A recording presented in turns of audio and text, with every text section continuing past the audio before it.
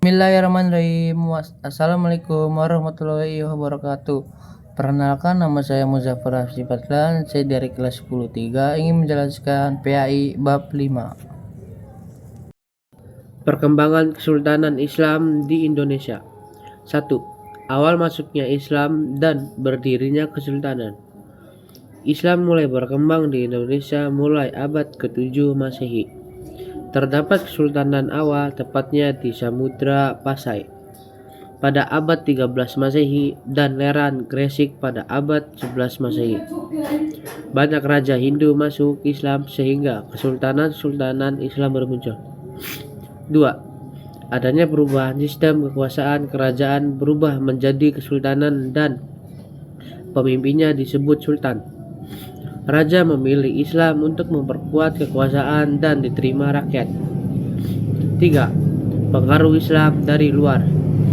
Perkembangannya Islam di luar Indonesia diantaranya masa Khulafaur Rasyidin, Umayyah, Abbasiyah, Turki, Ustamina, dan Maghul. Pengaruh Cina juga turut memperkaya tradisi Islam di Nusantara. 4. Mazhab Islam di Indonesia. Mayoritas masyarakat Indonesia menganut mazhab Syafi'i. Dibuktikan oleh catatan Ibnu Battuta saat berkunjung Samudra Pasai pada 1345 Masehi. Gujarat bermazhab Syiah memiliki alasan bahwa Bayu Hamka menolak teori Islam datang dari Gujarat, dan Buya Hamka berpendapat Islam datang langsung dari Arab atau Mekah. 5. Periodisasi sejarah. Menurut sejarawan kolonial Belanda membuat beberapa periodisasi diantaranya. 1. Animisme. 2. Hindu. 3. Islam. 4. Katolik. Namun, sejarah menunjukkan Islam sudah ada sejak abad ke-7 Masehi, bukan baru abad ke-15, dan memiliki perkembangan besar pada abad ke-15, yaitu berdirinya Kesultanan Demak. Tokoh-tokoh penyebaran agama Islam diantaranya Sultan Malik al-Saleh 1267 atau 1297 Masehi, Sultan Ahmad 1326 dan 1348 Masehi, Sultan Alauddin Riyad Shah 1538 atau 1507 Masehi, Wali Songo 1404 dan 1546 Masehi, Sultan Alauddin. Datuk Tanggung Perangan Sultan Zainal Abidin.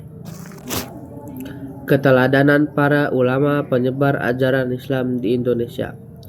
Banyak nilai-nilai keteladanan dari para tokoh penyebar Islam di Indonesia, di antara hidup sederhana, gigih dalam berjuang, menguasai ilmu agama secara luas dan mendalam, produktif, berkaya, sabar, menghargai perbedaan, dan berdakwah secara damai. Teori Gujarat oleh Profesor Dr. S. Snow Kugronje.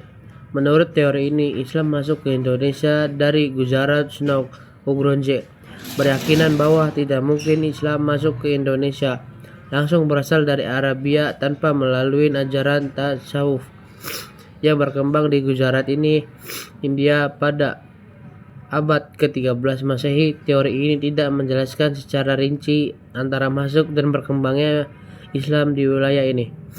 B. Teori Makkah oleh Profesor Dr. Buya Hamka. Menurutnya, Islam masuk ke Nusantara pada abad ke-7 Masehi. C. Teori Persia oleh Profesor Dr. Husain Tajganingrat. Menurut teori ini, Islam masuk ke dari Persia dan bermazhab Syiah. Pendapat ini didasarkan pada sistem mengajak bacaan huruf Al-Quran, terutama di Jawa Barat. Namun, teori ini dipandang lemah karena tidak semua pengguna sistem baca tersebut di Persia sebagai penganut Syiah. D.